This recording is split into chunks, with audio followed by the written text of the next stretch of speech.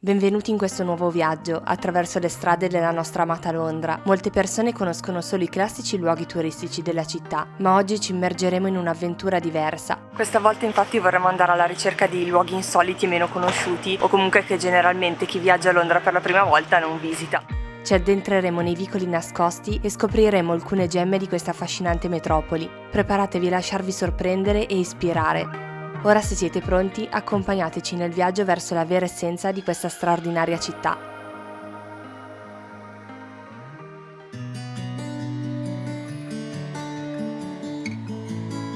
Siamo a Notting Hill, nostra base per i prossimi 3 giorni. Qui infatti abbiamo trovato una super offerta per un hotel che non ci siamo proprio fatti scappare, perché è da tanto che volevamo tornare a Londra. Camminiamo tra le tipiche case a schiera di colore bianco e ci sentiamo già a casa. Le vie più grandi e famose come Portobello o Lancaster Road sono sempre magnifiche, ma noi troviamo decisamente più affascinanti i mews, stretti vicoli che nel 1700 erano utilizzati come rimesse per carrozze e cavalli, ora diventate ambite zone residenziali. I più belli secondo noi si trovano in zona Notting Hill e Kensington. Salutiamo per un po' il nostro quartiere per visitare la casa museo di Sir John Soane, incredibile architetto e collezionista che ha voluto lasciare la sua collezione a disposizione di tutti. Questo posto deve essere assolutamente inserito nel vostro itinerario e presto capirete il perché. L'ingresso è gratuito, ma potete lasciare una donazione di 3 sterline per avere la brochure informativa. Le sale sono un labirinto di meraviglie, dalle sculture antiche alle opere d'arte, dai tesori archeologici alle stranezze curiose. È come passeggiare attraverso i sogni di un uomo che ha creato un mondo tutto suo, con forme e colori che catturano l'immaginazione. Da lasciare senza parole sicuramente il sarcofago originale appartenente a Seti I, datato 1370 p.C. Ogni angolo rivela un nuovo segreto, un nuovo dettaglio da ammirare e da contemplare. Per pranzo ci fermiamo allo Shakespeare's Head, un pub della catena J.D. Wetherspoon. Tutti i locali di questa catena storica hanno prezzi molto economici rispetto ai costi elevati del centro di Londra, ve li consigliamo, ce ne sono sparsi un po' in tutta la città. Con la pancia piena prendiamo la metro e ci fermiamo alla famosa stazione di King's Cross per andare in una libreria che è da anni nella mia lista di luoghi unici in cui andare prima o poi. Si chiama World on the Water ed è costruita all'interno di una narrowboat. Se avete visto il video sulle Cotswold dell'anno scorso, saprete della nostra ossessione per queste imbarcazioni e quanto ci piacerebbe fare un viaggio fluviale tra i canali inglesi. Non potevamo quindi non fare una tappa qui. L'ambiente è accogliente, con una piccola stufa accesa in un angolo. Penso che potrei stare qui tutto il giorno a leggere seduta sul divano e cullata dai movimenti dell'acqua, ma abbiamo ancora qualche fermata da fare oggi. Nel frattempo ha smesso di piovere e si è alzato un vento pazzesco. In 3 giorni non avremmo potuto visitare tutti i musei di Londra, che sono tanti e spesso gratuiti. C'è il Tate Modern, il British Museum o la National Gallery, ma durante la nostra permanenza qui abbiamo deciso di visitare il Museo di Storia Naturale, dato che non eravamo mai riusciti a vederlo nei nostri viaggi precedenti. L'edificio anche all'esterno è stupendo, ma è oltre la grande porta d'ingresso che la vera magia si rivela. La galleria principale è semplicemente maestosa, con lo scheletro di una balena che ci sovrasta, le colonne decorate e le scale imponenti che ci regalano nuove prospettive. Ci sono tantissime sale da esplorare e ci si potrebbe fermare qui anche una giornata intera.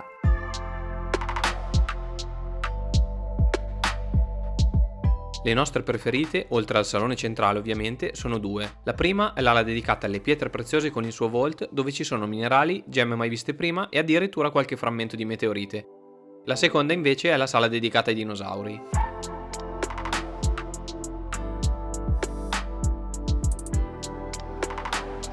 È stato super interessante, come fare un viaggio attraverso il tempo e lo spazio.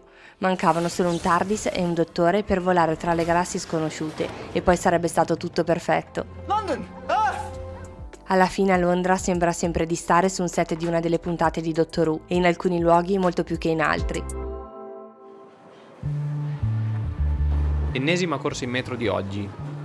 Siamo a Camden, uno dei quartieri più famosi di Londra, lo so, ma sono passati anni e avevamo voglia di vedere il suo cambiamento. In effetti è impressionante, dove prima c'erano bancarelle molto semplici, ora c'è una struttura moderna costruita con dei container industriali, non male come idea. Appena più avanti, nella zona del mercato, ci sono nuovi palazzi dal design davvero bello, con vie piene di negozi di abbigliamento vintage e ristoranti etnici, ma anche centri new age e cyberpunk o di musica rock. È forse un po' meno spartano di come ce lo ricordavamo e molto più organizzato, ma di certo non ha perso la sua atmosfera eclettica e vibrante. Aspettiamo la sera lungo il Regent's Canal ad osservare le barche che attraversano le chiuse e scorrono sull'acqua lentamente. La giornata è stata lunga, dato che ci siamo svegliati alle 2 di notte per partire. È ora di riposare un po'.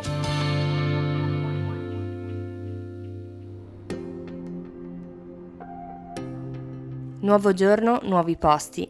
Come prima cosa questa mattina passiamo a salutare il Big Ben e Westminster. Anche se l'abbiamo visto tante volte, non potevamo non fare un salto da queste parti e poi inizia la vera esplorazione. Oggi partiamo da Neal's Yard, una pittoresca area pedonale nel cuore del quartiere di Covent Garden. Case dai colori accesi, caffè, ristoranti vegani e prodotti naturali caratterizzano questa vivace zona che ci piace già tanto.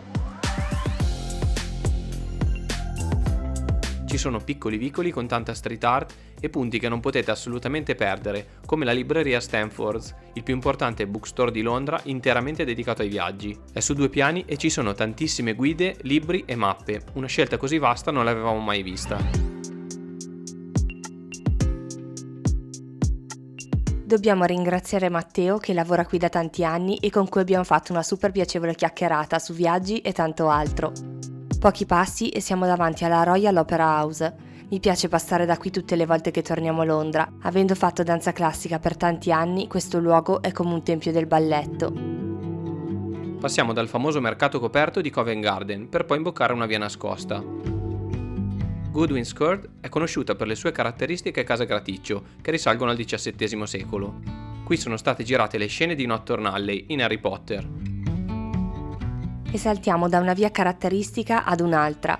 Di questa però non so se riuscirò a descrivervi la bellezza. In video infatti non rende minimamente. Cecil Court, o anche chiamata Bookseller Row, è una piccola via pedonale dove ci sono solo librerie e qualche antiquario. Ogni libreria è dedicata a un argomento diverso e sono tutte estremamente affascinanti. Se amate i libri come me, non potete perdervi questa via. Sbuchiamo in Leicester Square, dove ci sono diverse statue dedicate ai personaggi del cinema. È divertente girare per la piazza cercando di individuarle tutte. Dato che è ora di pranzo, riprendiamo i mezzi con la nostra Oyster Card per andare a un mercato unico nel suo genere. Scusate, mettiamo un attimo in pausa il video, ma voglio raccontarvi meglio come funziona la Oyster Card perché forse non è così scontato per tutti. Questa tessera ricaricabile è valida per tutti i mezzi pubblici di Londra, quindi metro, bus, tram. Potete ricaricarla sia tramite un'app comodissima o in tutte le stazioni metro. C'è un tetto giornaliero che è di 8 sterline ad oggi, quindi superata quella soglia tutti gli altri viaggi in metro o autobus che farete saranno compresi in questa cifra. Ora possiamo andare avanti col racconto del viaggio. Per pranzo andiamo al mercato metropolitano di Mayfair, un posto assurdo e bellissimo, allestito all'interno di una chiesa sconsacrata. I prezzi sono un po' alti, ma come in tutto il centro di Londra. Vale comunque la pena pranzare in un contesto così bello e particolare. C'è una scelta veramente ampia, tra pizza, sushi, ramen, gelati e cucina tipica inglese. Noi abbiamo scelto dei ravioli cinesi. Erano deliziosi, ma niente batterà i ravioli che abbiamo mangiato a Singapore lo scorso anno, li sogniamo ancora.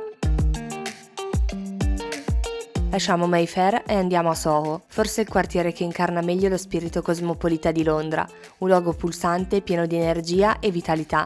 Conoscerete sicuramente Carnaby Street, ma nascosta tra questa strada super famosa e Regent Street si trova Kingly Court. Questo spazio, formato da una serie di edifici storici restaurati che circondano un cortile centrale, ospita diversi ristoranti etnici e caffè. Se volete staccarvi per un attimo dal caos del centro città, questo è il luogo ideale.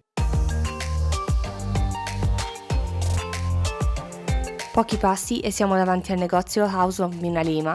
Questo studio grafico londinese ha curato tantissimi elementi presenti nei film di Harry Potter e negli anni ha pubblicato libri meravigliosi. La serie dei grandi classici come La Bella e la Bestia o Peter Pan è incredibile. Il negozio e l'esposizione sono curati nei minimi dettagli. Sembra quasi un piccolo museo dedicato alle opere di questi due graphic designer eccezionali. Passeggiamo a Green Park, salutiamo i reali a Buckingham Palace e arriviamo a St. James's Park per vedere la splendida fioritura dei narcisi. Come in tutti i parchi di Londra, gli scoiattoli non mancano mai. La vista dal Blue Bridge è sempre una delle nostre preferite comunque. Stasera faremo una cosa che aspettavo da tantissimo. Come sicuramente saprete, Londra è famosa per i suoi teatri. Ce ne sono più di 200 in città ed è da sempre un centro di innovazione e creatività. Il quartiere di West End è il cuore pulsante del teatro inglese e ospita molte delle produzioni teatrali e musicali più famose al mondo, ed è proprio qui che siamo diretti, più precisamente al Piccadilly Theatre per vedere Moulin Rouge. Penso che tutti abbiate visto il film di Baz Luhrmann almeno una volta e se vi manca rimediate subito. Questo spettacolo riprende il film in tutto e per tutto. Non si potevano ovviamente far riprese durante la rappresentazione, ma vi possiamo assicurare che è stato qualcosa di pazzesco. Noi possiamo dire di aver visto una buona quantità di spettacoli a teatro, ma forse questo li batte tutti.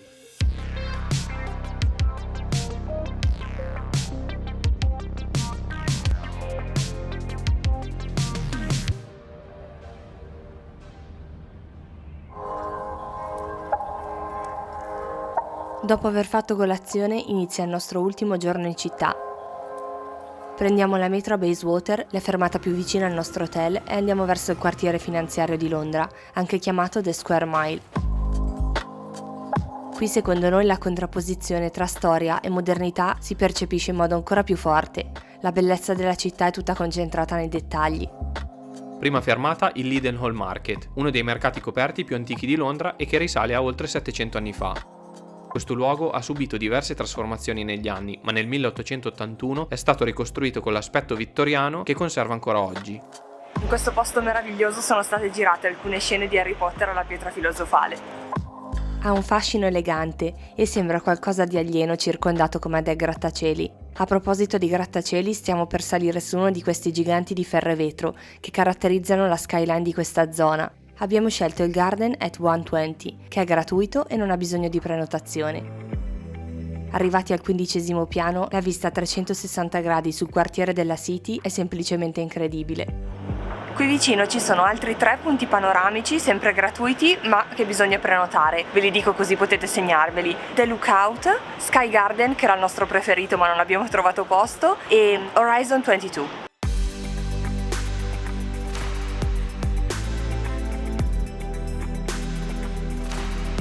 Ci è piaciuto tanto questo giardino, così curato e tranquillo. Ci immaginiamo le persone che vengono qua su in pausa pranzo tra un appuntamento e l'altro per rilassarsi un po' e sfuggire dallo stress del lavoro. È un buon posto dove ricaricare le batterie.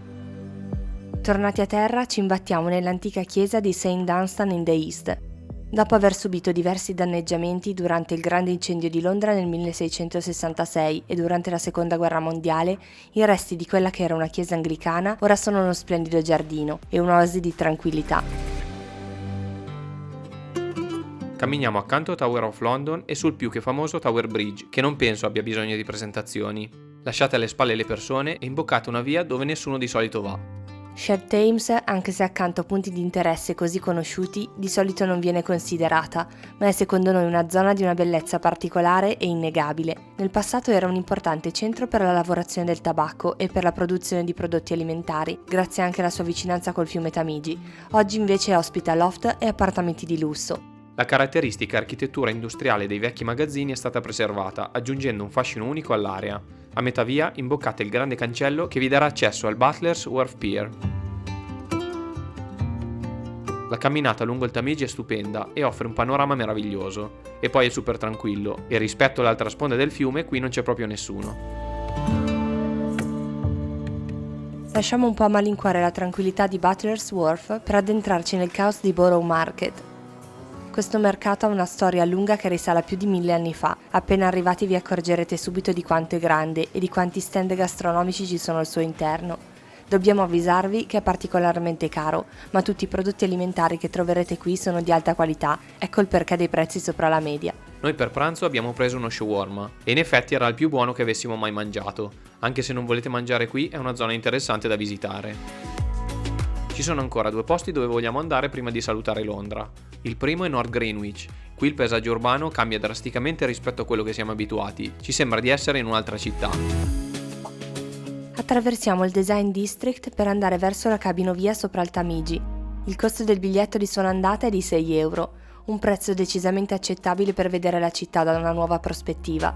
Noi non siamo stati per niente fortunati con il tempo. Se voi ci andrete magari al tramonto in una bella giornata di sole, aspettiamo le vostre foto. Taggateci pure su Instagram.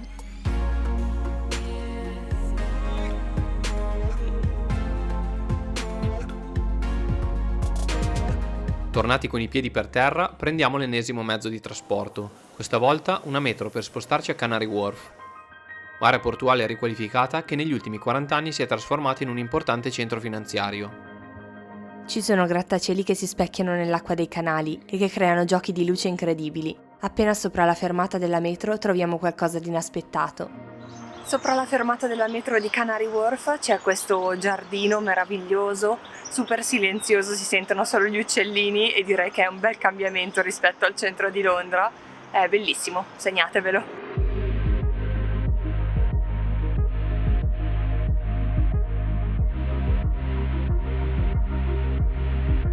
Camminiamo ancora un po' lungo la West India Quay Promenade. Ed è proprio da qui che si chiude il nostro viaggio a Londra, una città che, come avrete capito, amiamo profondamente, con le sue contrapposizioni, le bellissime diversità culturali, i suoi quartieri tutti diversi, ognuno con un carattere distintivo, e poi la sua vitalità, la sua miscela unica di antico e moderno, così ricca di cultura e opportunità. Penso che non ci stancheremo mai di visitarla. Speriamo di essere riusciti a trasmettervi il nostro amore per questa città e soprattutto di avervi dato qualche spunto nuovo per un prossimo viaggio a Londra. E se vi è piaciuto questo video sicuramente amerete il viaggio che abbiamo fatto nelle Cotswold, lo trovate qui a destra.